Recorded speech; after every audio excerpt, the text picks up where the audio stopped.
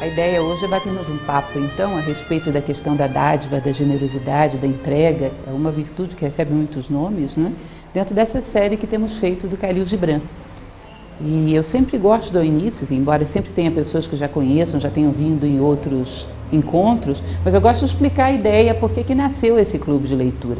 Porque, na verdade, Gibran é razoavelmente conhecido. Vocês já devem ter tido a experiência de falar para alguém, já ouviu falar do poeta Khalil Gibran? E a pessoa nunca ter ouvido falar, né?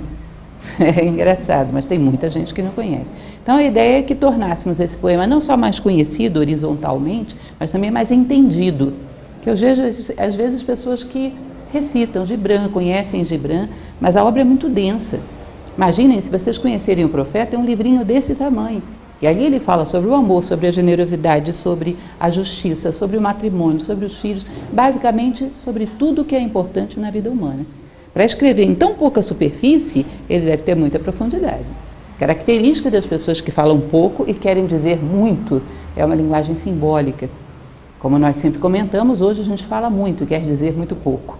É uma linguagem muito superficial e materialista. Então nós vamos continuar com a nossa série, hoje falando sobre a dádiva, aquele pequeno parênteses que a gente sempre faz de biografia, né? Que Gibran nasce em 1883 no Líbano, morre em 1931 em Nova York, é uma existência bastante difícil e que praticamente talvez não fosse viável se ele não tivesse contado com o apoio de uma americana, que é Mary Elizabeth Haskell, que vai ser como se fosse uma patrocinadora por toda a sua vida e também uma pessoa que com ele teve um relacionamento muito intenso de cartas muito belas, que também foram compiladas num livro, que são as Cartas de Amor de Khalil Gibran. Um relacionamento muito interessante dos dois. E ela viabiliza a presença de um menino libanês, um adolescente libanês nos Estados Unidos, sem falar o inglês, que era uma coisa bastante complexa. Reconhecem nele um talento, investe e o apoia praticamente durante toda a vida. Ele morre muito jovem, com 47 anos. Agora, se eu perguntar para vocês, uma pessoa como Gibran, que deixou tudo o que deixou de obra, de conhecimento, ele viveu muito ou viveu pouco? Percebem que a questão não é a quantidade de tempo, mas a qualidade? Porque às vezes as pessoas podem viver 90 anos e não deixar para si próprios e para o mundo o que Gibran deixou. Então o tempo é uma coisa muito curiosa. Ele não se mede só pelo horizontal, quantidade, ele se mede muito pelo vertical, qualidade, profundidade, o quanto você faz diferença, o quanto você é fator de soma para o seu crescimento como ser humano e para a humanidade que vem depois. Nós ainda hoje estamos aqui falando dele e aprendendo com ele. Então, com certeza, ele não é uma pessoa que a gente poderia dizer, viveu pouco, teve uma vida muito densa. Tá? Essa obra, O Profeta, nós não poderíamos dizer que é poesia, é prosa poética, mas de qualquer forma, considerando esse gênero de prosa poética, poesia, é um livro que teve muito boa aceitação. Mais de 40 línguas ele já foi traduzido. Hoje, vocês já devem ter percebido isso, não se publica poesia, ninguém lê. É muito raro, salvo aqueles autores muito consagrados e assim mesmo restritos a um público muito limitado. Um livro ter uma aceitação como essa, dentro desse terreno de poesia, prosa poética, já é muito bom. Mas o nosso sonho como filósofo é que ele ainda fosse muito mais conhecido e melhor entendido. Tá?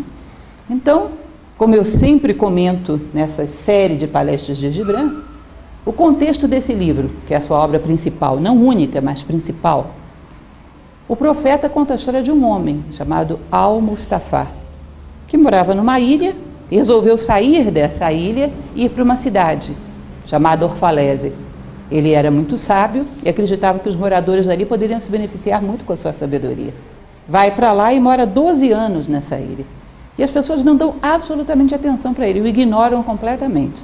Aí um dia ele sobe uma colina à beira do mar e vê de longe vindo um barco com pescadores, barqueiros da sua ilha. Ele diz, vou voltar para casa finalmente, depois de 12 anos. Aí é curioso, porque quando as pessoas percebem, ele está indo embora, percebem que nunca aproveitaram a sua presença. A consciência se dá pelo contraste. Essa é a teoria oriental do impacto. Eles dizem que quando a gente vai perder uma coisa, percebe o valor dela. Quando muda de uma cidade para outra, percebe o valor daquele lugar que vivia. Às vezes, diante da morte, percebe o valor da vida. Então, as pessoas, quando estão para perder ao Mustafa, percebem o valor que ele tinha e que eles não aproveitaram. Não aprenderam nada com ele. Aí o cercam e dizem, tá bom, você tem direito de voltar para casa, mas você não sai daqui sem dar um depoimento da sua sabedoria, sem ensinar algumas coisas para a gente. Aí começam a fazer perguntas. E esse livro é uma síntese das perguntas que fazem para ele. São pequenos capítulos, bem curtinhos, cada capítulo é uma pergunta. Fala-nos do amor, fala-nos da amizade, fala-nos da alegria e da tristeza, fala-nos do prazer e da dor, fala-nos de um monte de coisas, e ele vai respondendo. Agora, o que é um parêntese sempre importante da gente fazer aqui? Por que 12 anos? Isso não é casual. Esse livro, ele é simbólico, ele é um mito. Esses 12 anos estão representando simbolicamente um círculo zodiacal, uma vida humana completa. E esses habitantes da cidade de Orfalésia é como se fosse ele dialogando consigo mesmo, a sua consciência compartilhando o conhecimento que ele recolheu ao longo de toda uma vida. É interessante esse número 12 porque várias tradições do passado representavam isso como a circunferência da experiência humana. Diz que o homem vai girar várias vezes pelas mesmas experiências, sempre crescendo um pouquinho mais. Aí isso faz uma espiral, né? Até que um dia ele domina toda a experiência humana, todos os valores, todas as virtudes, toda a sabedoria que se pode ter enquanto ser humano. Aí ele pode perguntar qual é a origem da circunferência e descobrir o centro. Porque toda a circunferência é definida geometricamente por um conjunto de pontos equidistantes do centro, ela nasce do centro. Então ele encontra o centro, ele encontra a sua essência espiritual. E aí é como se fosse um diálogo entre essa consciência superior que ele logrou e todos os elementos que vivem dentro dele, que são representados, esses elementos psicológicos, pelos habitantes de Orfalésia. Eu sempre comento nessa palestra, inclusive, que Carl Jung, que é aquele pensador que cria a psicologia analítica, um grande pensador, gostava muito dos mitos, ele costumava dizer que uma estrutura parecida com a dos mitos é a estrutura dos nossos sonhos. Tanto os mitos como alguns dos nossos sonhos, o único personagem é você, dialogando com você mesmo, sabiam disso? Às vezes uma coisa que te provoca asco é um defeito que você não está sabendo lidar com ele, uma coisa que te provoca admiração, um estado de consciência elevado, tudo dentro do sonho é você, dialogando consigo mesmo. É como se o sonho projetasse fora porque você não consegue ver dentro. E a estrutura do mito é essa, nunca tem mais de uma pessoa no mito. Isso já dizia Aristóteles na sua arte poética, o mito é o homem dialogando consigo mesmo. Então é um momento onde ele consegue fazer com que as suas emoções, a sua mente, o seu corpo, tudo pare quieto e o ouça. Tá? E ele tem um momento de vida interior. Seria basicamente a história. Uma coisa que é curiosa vocês perceberem, hoje vamos falar então sobre a dádiva, como ele fala muito pouco, os capítulos são curtinhos, a gente não pode perder nada. Uma palavra que ele fala e tem algum sentido. Então sempre tem uma relação entre quem pergunta e a pergunta que é feita. É óbvio, nada é por acaso. Tá? Então é interessante a gente começar a perceber esses elementos. Todo capítulo é a mesma coisa, há uma relação entre quem pergunta e a pergunta que é feita. E uma outra curiosidade em Gibran é que a resposta que ele dá nunca é o que a gente espera. Nunca. Eu costumo brincar com os meus alunos e dizer que é quase que uma alfabetização no alfabeto do Khalil Gibran, numa língua de Khalil Gibran. Porque ele nos surpreende sempre. Você espera que ele venha para cá, ele vem para cá. Ele vai definir a liberdade, a gente espera uma coisa, ele diz outra totalmente diferente, o amor também. E aqui na dádiva ou generosidade não é diferente. Porque a maior parte das coisas que a gente considera como dádiva ou generosidade, ele vai dizer, é uma relação de troca, é um comércio. A maior parte das vezes você está tendo uma relação horizontal, onde você está esperando algo de volta. O reconhecimento, a alegria do outro, um status social, um amenizar das dores da tua consciência ou das tuas culpas. Se você está esperando alguma coisa de volta, você descaracteriza o verdadeiro espírito da generosidade. Porque não se trata de uma doação incondicional, é um investimento. Entendem isso? Percebam uma coisa que é importantíssima na vida humana. As coisas mais nobres que temos, o amor, a justiça, a fraternidade, se tiver algum interesse envolvido, elas deixam de ser, se descaracterizam. Imagina que uma jovem esteja apaixonada por um cavalheiro. Aí você pergunta, por que você gosta dele? Ah, eu gosto dele porque ele tem um bom emprego. Você já viu quanto ele ganha por mês? Você vai dizer, papai, isso não é amor. Você está fazendo um investimento. Não é isso?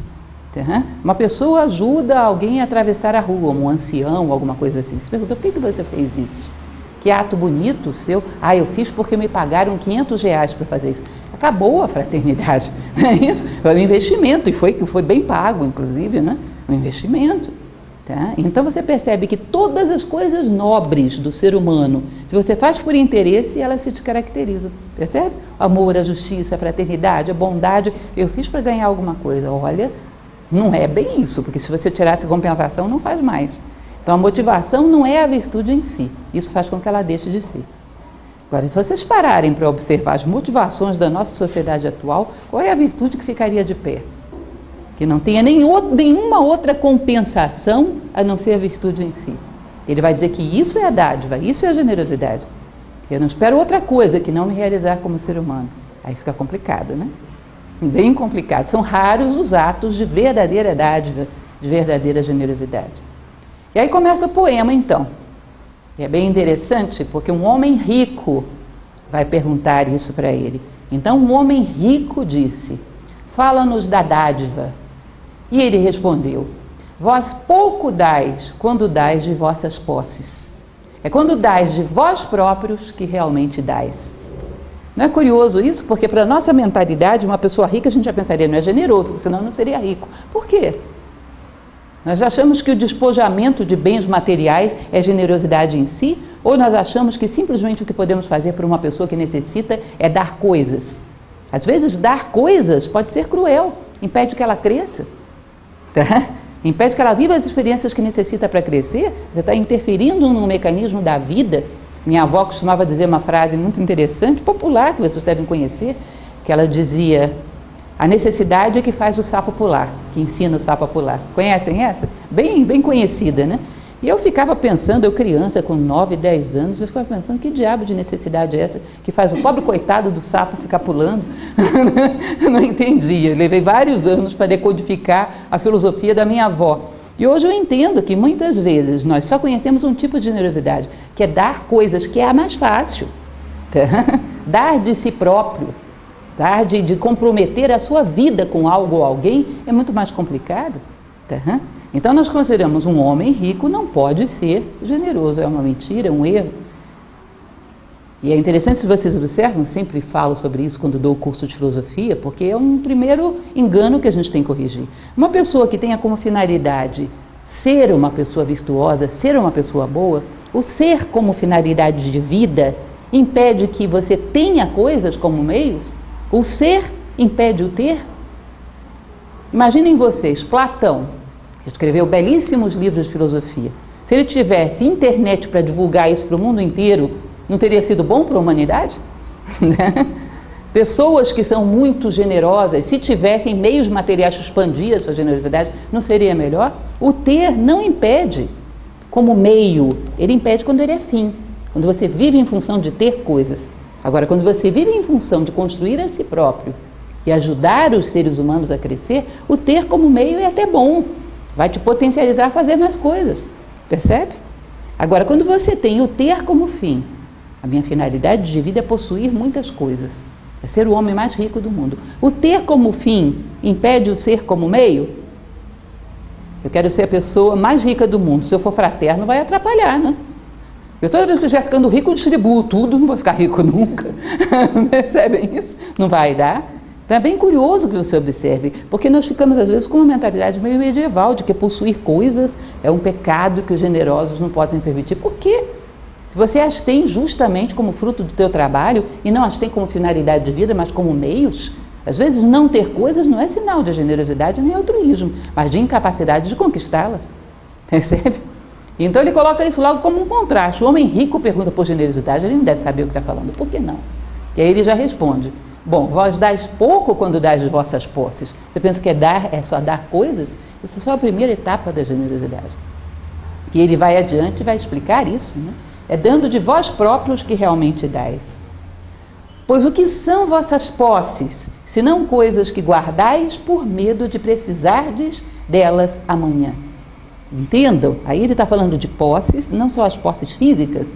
Um homem que acumula demasiadamente, muito mais do que ele necessita para uma vida digna, muito mais do que ele necessitaria para sobreviver bem, em boas condições. Significa um medo, uma insegurança, como se de alguma maneira ele fosse depender disso e fosse precisar. Ele polarizou, ele inverteu o sentido da sua vida. Ao invés da generosidade, virou a necessidade, ampliou as suas necessidades, além do normal. Tá certo? Isso é um erro. Mas vocês vão perceber, dentro daquela lógica do último slide, que é mais difícil você abrir mão de posses no plano emocional, por exemplo, do que no plano físico. Vocês entendem isso? Eu já contei uma história aqui várias vezes, talvez vocês tenham tido a oportunidade de ouvir, vocês vão me permitir contar mais uma vez, porque ela é perfeita para explicar essa situação. É um conto zen, que diz que havia um mestre muito sábio e um príncipe, onde estava situado aquele mosteiro. Aquilo era um reino onde havia um príncipe muito generoso, não havia miséria, as pessoas viviam bem. E esse príncipe sonhava em ser discípulo desse mestre. Aí ia lá, conversava com ele, mas nunca era aceito. Aí um dia esse príncipe resolveu fazer uma pergunta a esse mestre. Mestre, hoje eu ouvi falar sobre o egoísmo e não entendi. Você podia me explicar o que é o egoísmo? Aí o mestre viu nisso uma oportunidade de fazer uma prova com esse príncipe e fazê-lo entender, porque ele não era aceito. Tá? Aí o mestre fez de conta que estava muito irritado. Ficou vermelho, franziu o senho, ficou colérico, aparentemente, né? Mas que burrice! Como é que você me pergunta uma coisa idiota dessas? Aí o príncipe deu um salto dessa altura. Peraí, me respeite, sou um príncipe. Você está pensando que está falando com quem? Aí o mestre virou e falou, viu? Isso é egoísmo. Você está disposto a entregar das coisas que você tem, mas daquilo que você pensa ser, do que as pessoas pensam de você, das honras que você pensa merecer, você não entrega isso. Seu egoísmo foi transplantado para o plano emocional. Uhum. E aí ele é mais difícil de vencer, porque é mais difícil de ser visto, inclusive. É mais sutil, é mais difícil de vencer. Uhum.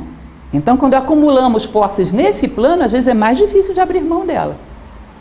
Se vocês pararem para pensar, gente, os homens da história, os grandes homens da história, foram grandes porque tinham muitas coisas ou porque davam muitas coisas? Parem para pensar. Se uma pessoa precisa ter muitas coisas para ser grande, a grandeza é das coisas, não dela. Não é isso? Os grandes homens foram aqueles que deram muitas coisas. Até hoje nós estamos recebendo coisas deles, como por exemplo o próprio Gibran. Foram grandes pelo tamanho da sua generosidade. Então entendam que a vida vai estar sempre nos pedindo generosidade. Ela pede num plano físico, você entrega. Você acha que ela vai parar por aí? Não, ela vai subir para o plano emocional. Você entrega. Se você continuar integrando, ela vai subir para um plano mental. As convicções rígidas que você tem, os fanatismos, a falta de visão, ela vai pedindo mais. Até que uma hora você diz, não, peraí, isso não mexe aí que isso eu não entrego. Tá bom, a vida vai respeitar, mas esse é o teu tamanho. Você é do tamanho da sua generosidade. Tá? Então ele vai falar a respeito desses homens que acumulam em qualquer plano, porque se sentem inseguros e acham que vai lhes faltar. E olha como ele é duro nessa apreciação. E amanhã? Que trará o amanhã ao cão muito prudente, que enterra ossos na areia movediça, enquanto segue os peregrinos para a cidade santa? Por isso eu falava para vocês da importância de a gente fazer uma análise filosófica nesses poemas de Gibran, porque você lê uma frase dessa, não parece significar muita coisa, né? Significa muita coisa. O cão excessivamente prudente, que acha que está guardando as coisas e coloca na areia movediça, essa areia movediça vai fazer o quê? Vai tragar aquilo que ele está enterrando e vai sumir e ele não vai ver nunca mais. Vocês acham que realmente a gente tem condições de acumular alguma coisa no plano material ou mesmo no plano emocional? Alguma coisa nesse mundo material é realmente nossa? Existe um antigo ditado oriental que diz, aquilo que é realmente teu não pode ser tirado de ti. Isso aqui vai ser tirado de nós. O que as pessoas pensam de nós vai ser tirado muito mais rapidamente. Os títulos, as honrarias. Vocês já viram como é curioso e cruel, por exemplo, esses artistas, às vezes, de Hollywood, famosos, porque vivem, às vezes, em função de uma fachada que se criou. E o público é impiedoso, né? A pessoa envelhece, sai de moda, esquecem completamente. E essas pessoas, às vezes, entram em depressão, algumas já se mataram. A gente fica olhando e pensa, será que ele achava que era realmente dele que gostavam? Gostavam de uma máscara que a mídia construiu. Não eram eles. E as pessoas acreditam e acham que aquelas honrarias são para eles, e que eles são donos daquelas qualidades todas, que aquilo sempre estará ali. E quando tudo isso se vai e vai rápido, a maior parte deles morre em completo anonimato, às vezes em dificuldade financeira. Quando se vai, a dor é terrível, porque acreditaram que tinham alguma coisa.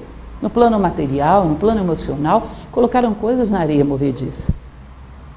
Eu sempre comento um exemplo, quase em todas as palestras eu conto essa história, porque eu acho muito interessante, acrescenta muito, que é a história daquela médica, doutora Elizabeth Kübler-Ross, que era uma psiquiatra tanatologista, tratava de doentes terminais. E ela, em 40 anos de profissão, ela diz o seguinte, Quanto mais materialista o homem é, menor a chance dele chegar lúcido diante da morte. Sofre de fenômenos de inconsciência, de perda de memória, alguma coisa acontece, porque ele não suporta o fato de que, nesse momento, ele é obrigado a constatar que tudo que ele achava que tinha, não tinha. Que diferença faz para um moribundo a quantidade de carros que ele tem na garagem? A quantidade de dígitos que existem na sua conta bancária? Você percebe que nessa hora ele só afunda na areia movediça? Isso é nada. E se ele não tem nada mais sólido, que foi aquilo que ele construiu como ser humano dentro de si, que é aquilo que as pessoas construíram à sua volta graças a ele, ou seja, o que ele permitiu as pessoas crescerem e o que ele cresceu, isso é sólido, isso ninguém tira dele. Se ele é justo, e as pessoas se tornaram justas por causa dele. Se ele é fraterno, ele é fraterno, as pessoas se tornaram fraternas graças a ele. Ninguém tira isso. Agora, se ele não tem nada de sólido e real, nessa hora tudo some na areia movediça. E olha que ironia fina aí do Gibran quando ele diz: como o cão muito prudente que enterra ossos na areia movediça, enquanto segue os peregrinos para a cidade santa. Sabe o que significa isso? É uma peregrinação religiosa. Esse homem segue como se fosse um cãozinho. Por que ele vai? Porque todo mundo está indo, não é por isso que um cão vai? Um cão vai por quê? O pessoal até brinca que um cão entra na igreja porque encontra a porta aberta. Né? Ele vai porque todo mundo está indo. E às vezes não tem nenhuma consciência de nada realmente sagrado. Às vezes segue aquilo que a gente chama de um regime religioso. E religioso é religare, céu e terra, é vertical. E está ali preocupado com seus ossos enterrados na terra e seguindo essa multidão de uma forma totalmente inconsciente. Faz, porque sempre se fez, porque todo mundo faz.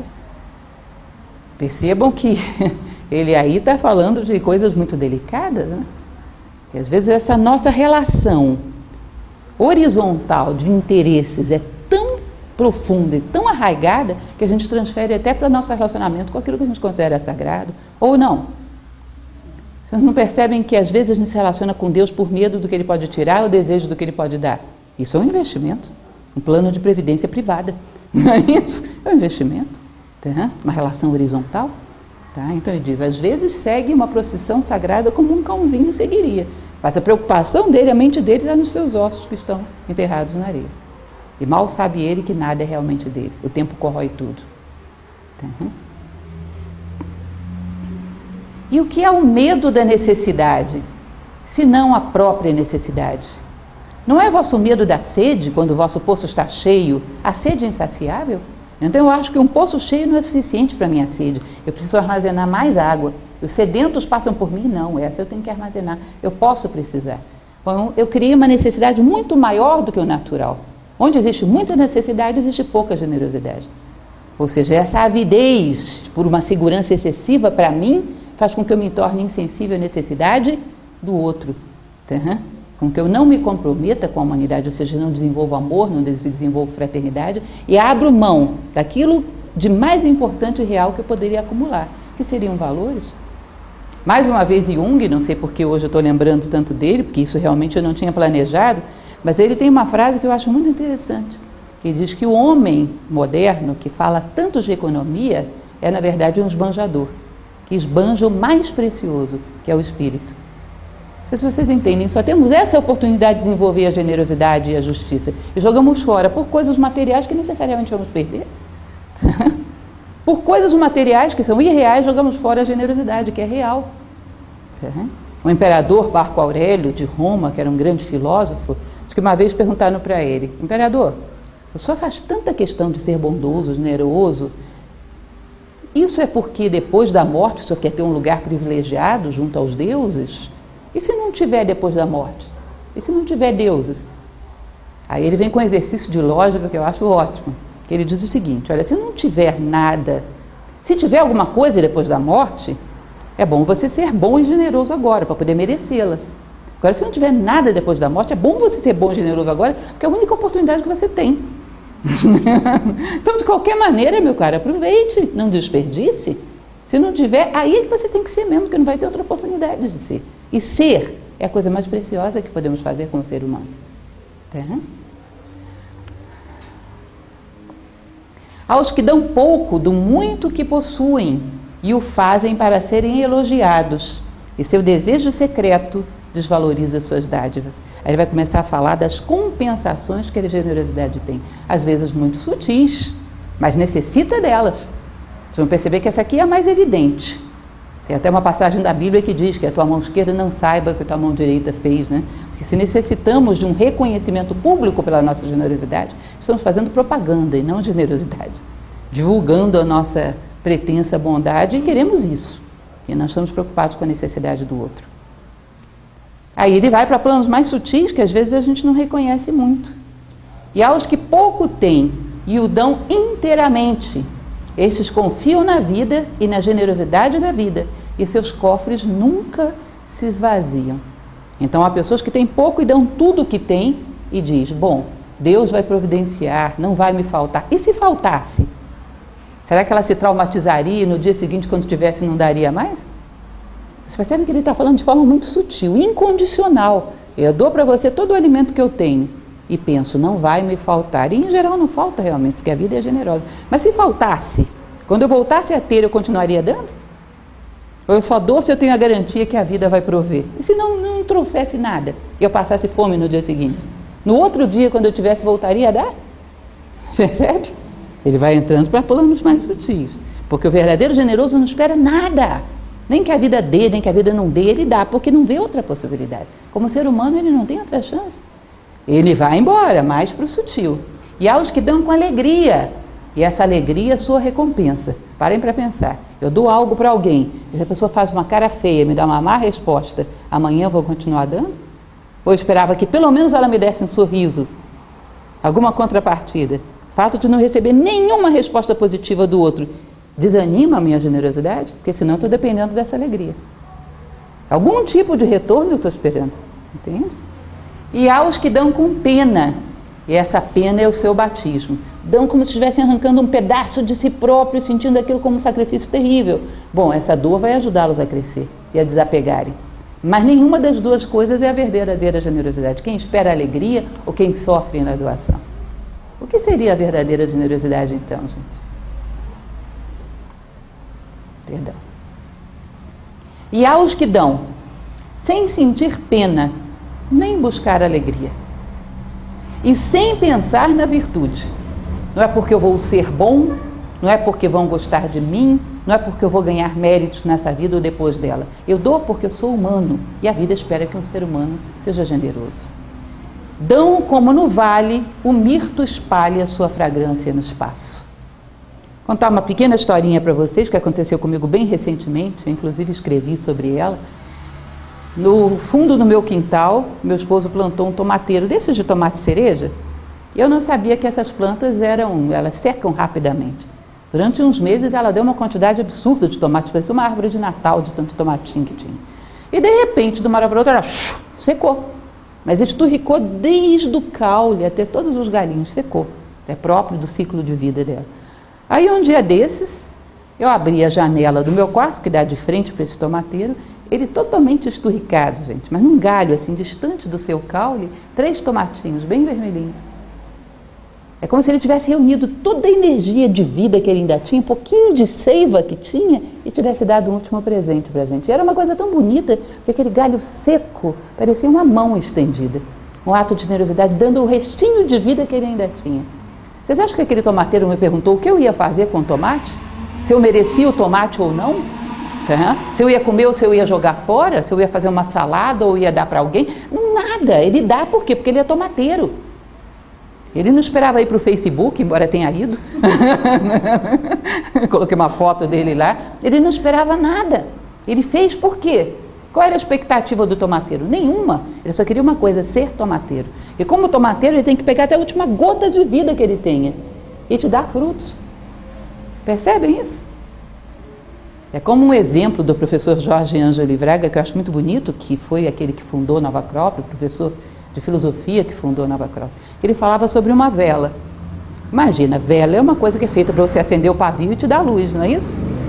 Mas hoje fazem umas velas lindas no mercado, vocês já devem ter visto, com forma disso, daquilo, todas bonitinhas. Aí você ganha uma vela de aço e você diz, não vou acender. Imagina se eu vou acender uma vela dessa, que pecado. Brasília é seca. Sabe o que vai acontecer com o tempo? Essa vela vai ressecar, esturricar, virar farinha e vai deixar de existir. Só que ela vai deixar de existir como o quê? Como peso de papel e não como vela. Porque vela se define por uma coisa que dá luz. Ao dar luz, ela se destrói, mas se ela não der luz, ela também se destrói. Só que se destrói sem nunca ter sido, entendem? Ela morre sem ter nascido como vela. Vocês acham que o ser humano é muito diferente? Nós somos feitos para quê? Para dar luz. E se a gente não der, a gente não morre também? Morre, mas sem nunca ter sido humano, sem nunca ter dado os frutos que a natureza espera de nós. E por que devemos dar luz? A vela pergunta, será que eles vão valorizar a minha luz? Eu estou iluminando o quê? Deixa eu ver se vale a pena. Não, eu dou luz porque eu sou vela, eu dou tomates porque eu sou tomateiro, eu dou flores porque eu sou uma roseira, e não pergunto o que você vai fazer com isso, nem avalio se você merece, eu dou pelo que eu sou, que a expectativa é nenhuma. Entendem isso? Pelo que eu sou. Eu sou humano e também fui feito para dar frutos. E para ser humano, eu tenho que gerar os frutos que a natureza espera de mim. E alguns deles são a justiça, a fraternidade, a generosidade. E o que você vai fazer com isso? Esse é o problema da natureza contigo. Eu sou humano e cumpri minha função. Eu agradeci profundamente aquele tomateiro pela lição que ele me deu. Nada, nenhuma expectativa. Só entrega, só generosidade. Pelas mãos de tais seres, Deus fala, e através de seus olhos, Ele sorri para o mundo. Diz que, na verdade, nós estamos no mundo para sermos canais, através do qual esse eu divino realiza coisas no mundo. Eu dou muito um exemplo taoísta da tradição de Lao Tse, que ele dizia que o homem é como um cano de bambu. O sopro do divino entra por um lado, do outro lado teria que sair ar puro. Se você está cheio de poeira, vai sair pó. A luz do divino entra por um lado, do outro lado teria que sair o quê? Luz. Se você está cheio de sujeira, sai sombra. As sombras nasceram no mundo porque os homens se tornaram opacos. Então, na verdade, o que a gente teria que fazer era sermos o mais humanos possíveis para não atrapalhar que a obra da natureza se faça através de nós. Vocês vão ver que a gente ainda vai fazer no futuro, dentro dessa série de palestras de Gibran, um capítulo que é o meu predileto, com certeza, que é sobre a prece. Quando ele fala sobre a prece, ele fala disso com uma clareza tal que ele diz, não adianta te dirigires a Deus com palavras, porque Deus não ouve as tuas palavras, a menos que Ele mesmo as pronuncie através da tua voz. Entende isso? Quando é que Ele vai ter sentido para Ele as tuas palavras? Quando você falar das coisas que Ele necessita no mundo e ceder a tua voz para isso. Ao invés de viver em função de um mundinho egoísta e querer que Deus patrocine o teu projeto pessoal e egoísta. Deus não é patrocinador de projetos egoístas. Eu costumo dizer para as pessoas, por exemplo, quando dou palestras sobre educação, que todo bom educador deveria dizer para os seus filhos ou para os seus alunos aquilo que se diz que Deus diz aos homens. Para subir, conte comigo, para descer, desça sozinho. Entende isso? Se você quer subir, eu patrocino essa causa, para descer, desça sozinho. Eu não patrocino causas egoístas. Então, nos tornamos um canal através do qual aquilo que corresponde ao mundo chega ao mundo. Cumprimos o nosso papel como seres humanos. Não atrapalhamos para que a luz chegue ao mundo. Não geramos sombras. E fazemos por quê? Porque queremos ser humanos e mais nada. O maior prêmio de quem ama é justamente estar amando, dizia uma poesia. E é assim mesmo. Você não precisa de mais nada a não ser isso. Se espera mais alguma coisa, já não é amor. Não é assim? É belo dar quando solicitado. É mais belo, porém, dar sem ser solicitado, por haver apenas compreendido. E para os generosos, procurar quem receba é uma alegria maior ainda que a de dar. O Gibran, ele é forte em algumas coisas, e aqui ele vai entrar num outro assunto super interessante, que ele vai dizer, não espere que aqueles que recebam de você tenham gratidão. E se você recebeu algo de alguém, não fique preso àquela pessoa no sentido de querer devolver a ela. Porque o verdadeiro generoso não faz para querer receber nada de volta teu. Faz para que você cresça como ser humano e possa beneficiar outros. E agradeça aos céus, agradeça seja lá o que for que você acredite. Agradeça a Deus por ter tido a oportunidade de dar algo a alguém. Pela oportunidade da generosidade. E se satisfaça nisso. Não sei se vocês chegaram a conhecer, tem uns exemplos que inclusive eu preciso atualizar, porque hoje em dia ninguém conhece mais isso. Quando eu era criança existia um joguinho de cartas que se chamava mico. Ainda existe isso? Que era um joguinho de cartas que fazem par, figurinhas iguais que vão fazendo par. Era uma coisinha boba, mas eu me divertia muito com aquilo. Você ia juntando e tinha uma carta que era uma espécie de um coringa, que não tinha par. E quando você pegava aquela carta você perdia, porque você não conseguia montar o parzinho. E é interessante que você percebe, eu estava me lembrando desse jogo um dia desses, que eu estava percebendo que às vezes eu olho para algo e acho belo por causa de alguém que eu conheço. Fulano, se estivesse aqui, amaria isso. E se eu não tivesse conhecido o fulano, não veria a beleza desse objeto, dessa paisagem, dessa música. O fato de eu ter conhecido o fulano me permitiu perceber a beleza desse momento. Vocês nunca disseram isso? Isso lembra fulano. Isso é a cara de fulano. Por que você percebeu a beleza daquilo? Porque conheceu o fulano. Ele te deu a oportunidade de ver a beleza através dos valores que ele tem, das coisas boas que tem. Então você junta figurinhas. Fulano e essa situação bela. Fulano e esse quadro belo. Fulano e essa paisagem bela. Você vai juntando as coisas belas da vida. O egoísta está com coringa na mão. Tem coisas que não combinam com nada. O egoísta perdeu o jogo. Ele ficou com coringa na mão. Ele não vai encontrar o par disso. Por quê? Porque ele não quer entregar nada. Então ele retém para si. Vai perder o jogo da vida. Entende? Então as pessoas que você conhece, cada uma delas são uma oportunidade de, através delas, ver alguma coisa bela no mundo. Porque se você souber ver a beleza nela, vai encontrar alguma coisa parecida em algum lugar. E vai relacionar as duas coisas. E vai brincando de mico pela vida fora, que eu não sei porque se chamava mico isso, para falar a verdade. Mas vai brincando, juntar as coisas belas, fazer parzinhos, parezinhos. Né? Então é interessante sermos gratos pela oportunidade que as pessoas nos deram de ser generosas, e não esperar a gratidão delas. Porque senão você vai gerar o quê? Um condicionante. Não teve gratidão, não sou mais generoso. Uhum. Existe alguma coisa que possais guardar? Tudo o que possuis será um dia dado. Dai agora, portanto, para que a época da dádiva seja vossa, e não de vossos herdeiros. Entendam bem, não é que ele não queira que os seus herdeiros sejam generosos, mas uma vida tem que ter um ciclo completo, tem que ter o momento do plantio, o momento da colheita e o momento da distribuição daquilo que foi colhido. Bom, eu não quero dar. Essa oportunidade de compartilhar vai ser só daqueles que virão no futuro. Na minha vida não vai haver colheitas. Ou seja, a minha vida vai ser um ciclo incompleto. A natureza tem um momento de plantar, um momento de colher e um momento de compartilhar. A minha vida não vai ter todos os momentos. Então a minha vida vai ser um ciclo incompleto. É uma vida sem primaveras, é uma vida sem outonos, é uma vida que não se completou. É justo que a gente queira que as gerações futuras sejam generosas, mas mais justo ainda é que a gente comece a dar exemplo na nossa própria vida. Que não abra mão da oportunidade de dar. Se vocês fizerem um exercício, se vocês fizerem, vão ficar com raiva de mim, porque é um exercício que vai dar um trabalho danado. Mas depois que acostumarem, vocês vão ver como é interessante. Antes de dormirem à noite, fechem os olhos e procurem um momento do dia em que vocês foram generosos. E se não foram, às vezes naquele momento levanta e faz uma pequena coisa, bota água na planta, foi generoso com ela. Exigir de si mesmo pelo menos um ato de generosidade por dia. Coisas muito simples, às vezes um sorriso para uma pessoa que você cumprimenta na rua.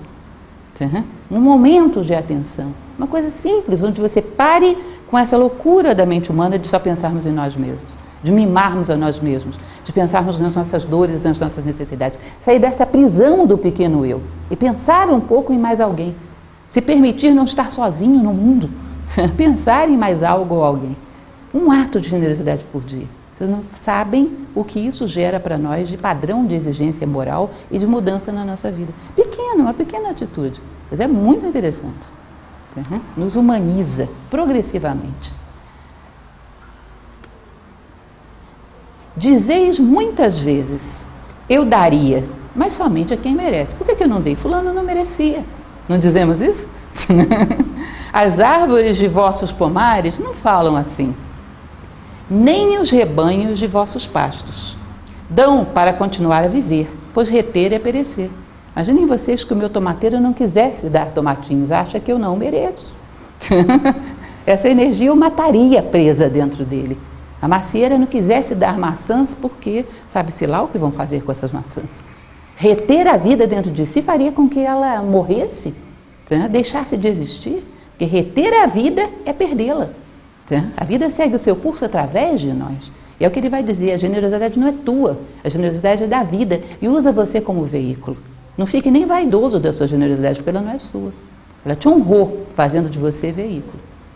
Porque se você não honrasse a vida, não teria como possuí-la. Ela não te pediu nada, Ela deu a você uma oportunidade de estar no mundo, viver a tua experiência, sem te pedir currículo vitae, não é isso? Sem te pedir nada. E é o que ele vai falar aqui adiante. Certamente, quem é digno de receber da vida seus dias e suas noites, é digno de receber de vós tudo mais. E quem mereceu beber do oceano da vida, merece encher sua taça em vosso pequeno córrego. Ou seja, a vida deu para ele um lugar no mundo, deu para ele um corpo, deu para ele saúde, deu para ele pessoas que amam. Ou seja, a vida deu para ele um oceano. E você tem um laguinho desse tamanho e está regateando. Não, você não merece. Bom, quem é você para julgar se a vida deu tanto? Ah, mas ele não é digno. O problema é dele. Eu sou digno de dar. Vocês já ouviram falar nesse romance que é muito famoso exatamente por essa cena? Um romance espanhol chamado El Cid. Foi feito até um filme, já ouviram isso?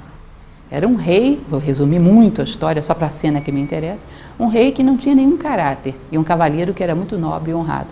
E esse rei, por inveja, desterra esse cavaleiro. E esse cavaleiro continua lutando pelo rei que o tinha desterrado. Até que o rei um dia reconhece que tinha sido estúpido porque tinha desterrado um herói que estava trabalhando para ele e vai atrás dele, e se curva diante dele. Aí ele diz, não se curve. Você é meu rei não se curva diante de ninguém. O Cid, já no leito da morte, diz isso para o rei. Não se curve, meu rei não se curva diante de ninguém. Aí o rei diz, mas eu não sou digno de ser rei. E ele fala, mas eu sou digno de ter um rei. Se você não é digno de ser rei, o problema é seu com a vida. Eu sou digno de ter um rei. Aí o meu rei não faz isso, não se curva diante de ninguém. Tá? O meu tomateiro diria, eu sou digno de dar tomates. Se você é digno de comê-los ou não, o problema é seu com a vida. A minha parte eu estou fazendo, eu estou te dando. Entende? Eu sou um tomateiro, eu honro a minha espécie. Eu sou digno de dar tomates. O que você vai fazer não é problema meu. Isso é identidade. Disse que o sagrado é função de dar sentido. Quando cada coisa assume a sua identidade, se sacraliza. Cada coisa fazendo aquilo que lhe corresponde, não há profano, não há banal. Tudo no universo se sacraliza. Encontra o seu lugar no tempo e no espaço. Entendem? E que mérito maior haverá do que aquele que reside na coragem e na confiança, e mais ainda, na caridade de receber? Eu te dou, e você fica, mas será que eu vou poder corresponder? Que isso, me dá a oportunidade de te dar. Tá?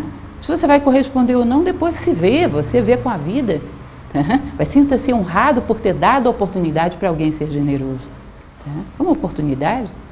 Eu contava de uma história acontecida aqui em Brasília, foi publicada alguns anos atrás, não vou citar nomes, porque é uma história de uma pessoa que ainda existe, ainda vive aí na cidade, mas eu achei muito curiosa a história. Diz que era um cidadão, que era um executivo muito materialista, e ele mesmo conta em primeira pessoa, e que um dia era uma das vésperas de Natal, e ele estava muito estressado ali pelo eixo monumental, dentro do carro dele, parou num sinaleiro, e aí veio um garotinho, diz ele que uma criança ainda, com seus 9, 10 anos, com uma caixa de sapato recolhendo doações. Vocês conhecem essa história? Aí ele diz que o menino pediu para ele uma doação, e ele com muito mau humor, atrasado, diz que virou e falou, eu não tenho nada para dar, meu filho, aliás, eu não tenho nem para comer. Aí esse menino, dentro da caixa de sapato, tinha pego no chão uma manga, e tinha uma manga madurinha dentro da caixa. Falou, não moço, se ficar sem comer, você não vai ficar não, toma aqui essa manga. Uhum. Eu só tenho ela, mas não tem problema, depois eu arranjo outra. Se ficar sem comer, eu não vou deixar. Ele diz que olhou para o menino, e o menino não era uma criança, não estava brincando com ele, estava falando sério. Ele teve que receber aquela manga, imagina você essa descortesia não recebê-la. Recebeu, colocou no banco de passageiro e 100 metros depois parou o seu carro para chorar. E aquele ato de generosidade daquele menino mudou a sua vida. Eu achei interessante essa história porque mostra como é que um pequeno ato humano é, às vezes, um ponto de corte na consciência de um outro ser humano. É um exemplo, é um referencial. Então percebam que para ele seria tremendamente grosseiro não receber aquela única manga que aquele menino tinha. Foi uma honra para aquele menino poder dar a única manga que ele tinha para saciar a fome de alguém. E ele diz, bom, que mérito maior haverá naquele que reside na coragem e na confiança e na caridade de receber? Receba. E procure honrar esse ato de generosidade, devolvendo para quem te deu, não, sendo generoso e transmitindo adiante. E quem sois vós, para que os homens devam expor seu íntimo e desnudar seu orgulho, a fim de que possais ver seu mérito despido e seu amor próprio rebaixado.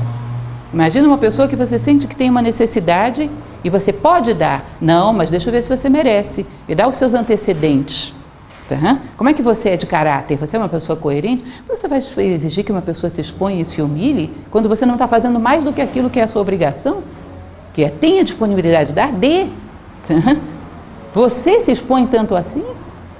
Tá? Você costuma dizer para os outros se tem méritos ou não tem?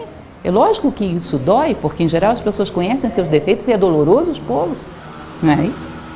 Tá? E quem somos nós para exigir currículum vitae para fazermos aquilo que não é mais do que a nossa obrigação? Tá? Procurai ver primeiro se mereceis ser doadores e instrumentos do dom. Pois, na verdade, é a vida que dá a vida, enquanto vós, que vos julgais doadores, sois simples testemunhas. Você está testemunhando a vida se fazendo através de você. Sinta-se honrado com isso. A bondade passou por você, a generosidade passou por você, o amor passou por você. Sinta-se honrado com isso. Tá? E você simplesmente serviu de veículo. É a vida que dá, é a vida que ama, é a vida que beneficia. Entendem? Nos sentirmos veículos para que a vida se cumpra. E é interessante, dentro dessa frase, essa próxima que ele vai falar, e vós que recebeis, e vós todos recebeis, não assumais nenhum encargo de gratidão, a fim de não colocardes um jugo sobre vós e sobre vossos benfeitores. Antes, erguei-vos junto com eles, sobre asas feitas das suas dádivas. Esse é o fim do poema. Vocês perceberem que a gente chega às vezes a um nível tal de não compreender o que vem a ser generosidade, que até mesmo dentro desse campo, às vezes do sagrado, achamos que existe um nível de troca. Existe uma história muito antiga de um filósofo chamado Apolônio de Tiana, que esse filósofo diz que ele andava pelo mundo afora tentando reformar as religiões que tinham decaído. Nessa época o Egito, já era época histórica, o Egito estava bem decadente. E um dia ele entra num templo egípcio e eles estavam fazendo sacrifício de animais, matando animais para fazer sacrifício. Há quem faça isso até hoje, vocês sabem disso. Ele diz que ele entra nesse templo aos gritos, dizendo o seguinte: abstende-vos de lavardes os vossos altares em sangue. Nenhum sacrifício é desejável aos deuses, senão o sacrifício do teu eu animal em altares da sabedoria.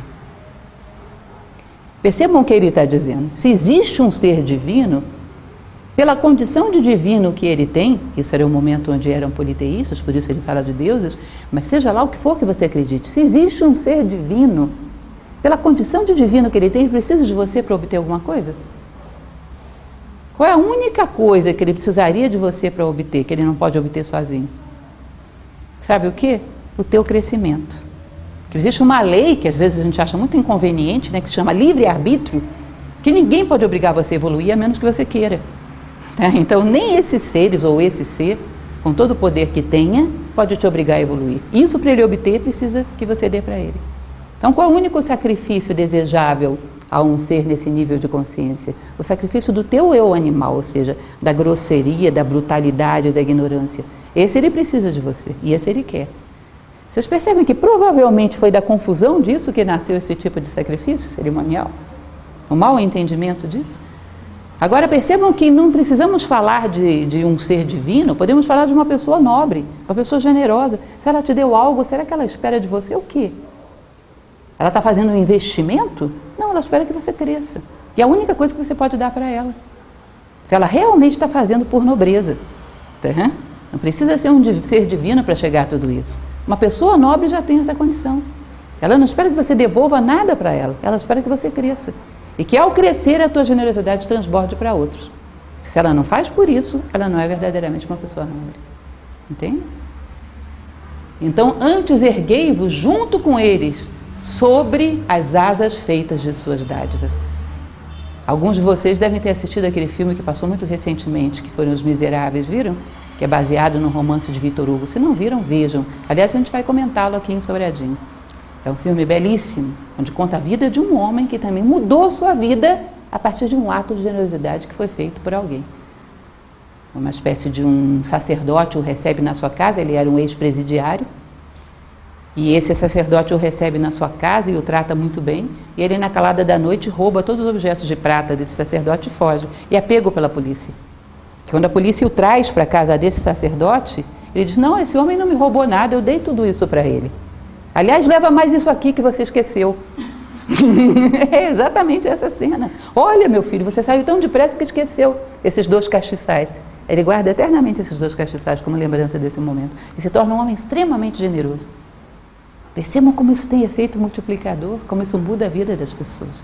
Quem é humano gera humanidade. Assim como macieira gera maçãs, tomateiro gera tomates. Quem é humano gera humanidade. Em si mesmo e todos à sua volta. Tá? E essa é a ideia de Gibran sobre a dádiva, sobre a generosidade. E aqui terminamos. Como eu falei para vocês, é um pequeno capítulo, né? Até que hoje ele é um pouco mais longo, ele tem mais ou menos 2 páginas e meia, tem alguns que tem 1 página. Tá? Mas é uma página tão densa, com frases tão profundas, que às vezes demora a mesma coisa. Demora a mesma coisa. Então vocês percebem aquilo que a gente falava de início, que algumas dessas frases seriam difíceis de entender lendo rapidamente, superficialmente, que exige uma reflexão filosófica. E quanta coisa a gente tira daí de dentro, quando analisa dessa forma? Entendeu? O que nós vamos perceber é que Gibran, além de poeta, era um filósofo. E é o que eu costumo dizer, é difícil você imaginar um verdadeiro poeta que não seja também filósofo, porque senão ele vai falar de quê? Não vai ter assunto, não? Só vai ter forma e não conteúdo. Ele é um filósofo. E é lógico que a filosofia nos ajuda muito a entender o que um filósofo diz. Tá? Ele tem um conteúdo muito profundo. Tá? Então eu espero que vocês agora possam realmente ler Gibran com uma outra dimensão. O que a gente faz dentro do curso de filosofia é isso com Platão, é isso com Aristóteles, é isso com vários autores. Sozinhos, às vezes, com as ferramentas que a gente recebeu da vida, porque a vida não nos ensina a ter profundidade, né? Nem visão simbólica. A gente só acumula quantidade, muito pouca profundidade. Não tem hábito de reflexão. A ideia da filosofia é nos ensinar, entre outras coisas, nos ensinar a refletir sobre a própria vida. E Gibran tem muito, é uma herança nossa, tem muito a nos ensinar, se a gente se dispõe a refletir. É isso, eu convido então vocês têm mais alguma pergunta?